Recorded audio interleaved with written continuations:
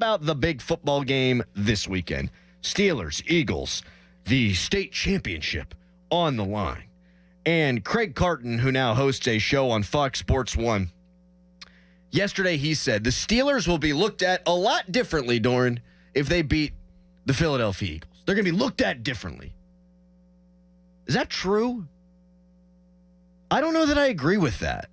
I think people are buying the Steelers already, regardless of what happens this weekend against the Eagles. I think the Steelers have proven their worth. I saw ESPN yesterday put up a tail of the tape graphic between the Bills and the Steelers. Who's the top challenger to the Chiefs? So the Steelers are already in that conversation, at least according to ESPN. You've got Mike Greenberg apologizing to Russell Wilson for crushing him all summer long, and Russ is playing out of his mind, winning football.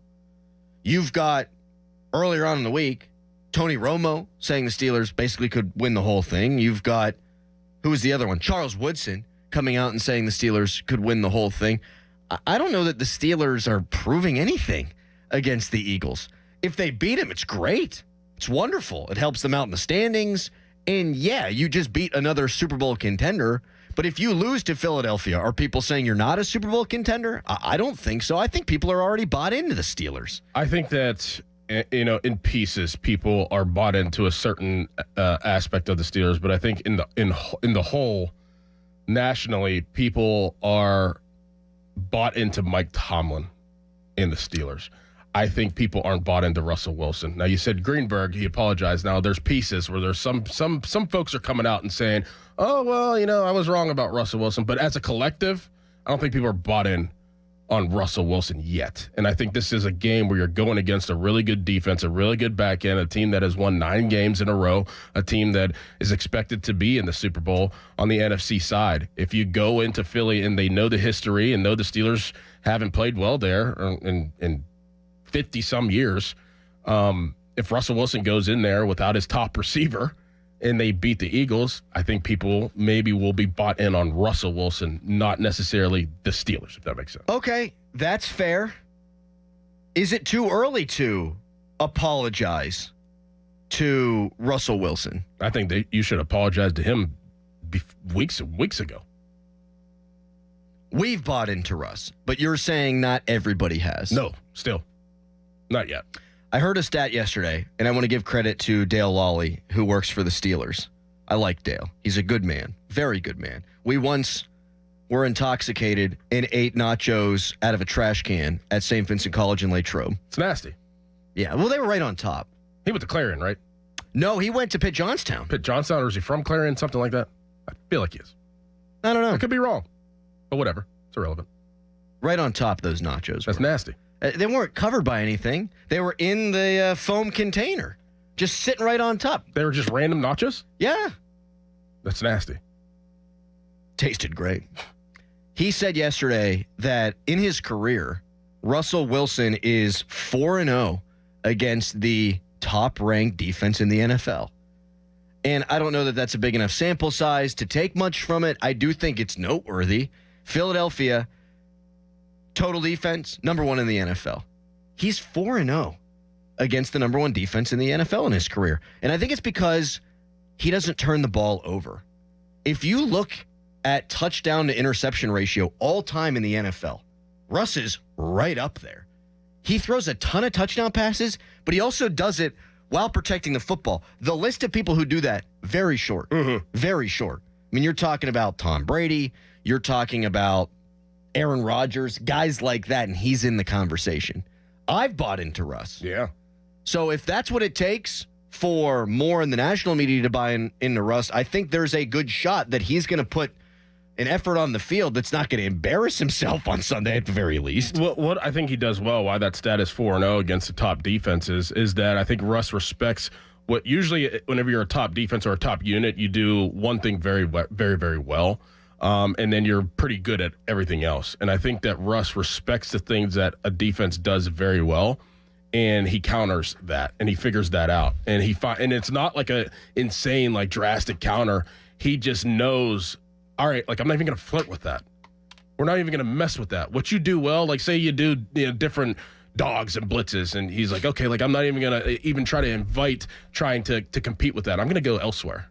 I'm going to put the ball here whenever you're going to end up here. Like, he is very good at identifying those things whenever he does play defenses alone, and then, the top defenses. So we've been bought into Russ, and I think a lot of people here are bought into Russ, as they should be. But if he does go out there and does this on Sunday without George Pickens, man, I mean, it's going to be really hard for us to come in here on Monday and say that you can't see this team head into New Orleans at some point. If they just play the game that they play, if they play the game that they played multiple times this year and put it all together, and the defense has a big say in the game on Sunday, and Russ controls the football and disperses it in the right way, and they win that football game in Philly, it's going to be hard for me to say, like, oh, man, it's getting more and more clear of what this team is really, their fate at the end of the day. So, in that sense, we would agree with the statement from Craig Carton, then, that if the Steelers win the game, they would be looked at a lot differently. Yeah, for me, I already look at them as a top-tier team. We're in the discussion, but for me, if they do it with the adversity that they're dealing with right now, their history, with the adversity and taking advantage of their adversity that they're having right now, yeah, I would look at them in a brighter light. It's already bright, but a brighter light. Vegas certainly not giving the Steelers much of a shot. A 5.5-point underdog on the road, which to be 10-3 and a 5.5-point underdog, that's a huge spread. That's a huge spread. That's a bigger spread in the NFL to begin with. Did you happen to see the spread in the Ravens-Giants game? Let me guess. It's college football-esque. No way. I can't remember the last time I saw a line this big in the NFL. It's not it's not 20. It's 16. 16. 16! That's a lot. I think they cover, too. That's a lot of points. Yeah. That's a lot of points. That's a lot of points. That's a lot of points. I think they're going to slap him around, though. Tommy DeVito ain't going to stand a chance. No. Coming off a bye, too. Yeah. Woo! They're pretty good coming off a bye from what I remember, too. Harbaugh and Lamar. That would make some sense, yeah. Would you look at the Steelers differently if they win this game on Sunday? 412-928-9370. Or are you like me? You already buy them as a Super Bowl contender. 412-928-9370. We could be having two discussions at once because you put them in that tier, but not at the tippity top. But if you go on the road without George Pickens beat Philadelphia, you might put them at the tippity top. Yes. Why am I saying tippity top so much? Tippity top. Weird time for me to bust that phrase out for the first time in my life. I don't think I've ever said tippity top in my life, and I've now said it 4 times. But do you put him in the tippity top right now? Do you put him with Buffalo and Kansas City? I put him with Kansas City. I don't think Buffalo is head and shoulders better, but if I were picking a Super Bowl representative from the AFC today, I would put Buffalo there. So they're not at the tippity top. If they beat Philly, I don't know that I put them at the tippity top. I think I'd still favor Buffalo, albeit slightly. But they'd be there with them. Like, they'd be at the table with them. I don't think I would change my opinion on them. I think the Steelers are a Super Bowl contender. I think on their best day they can beat Buffalo, and I think on Buffalo's best day, Josh Allen's best day, they're probably not winning. Texter, I don't think I quite yet buy into them as tier 1 like Kansas City, Buffalo, Detroit, or Philly. I have it Buffalo and Detroit would be my tippity top.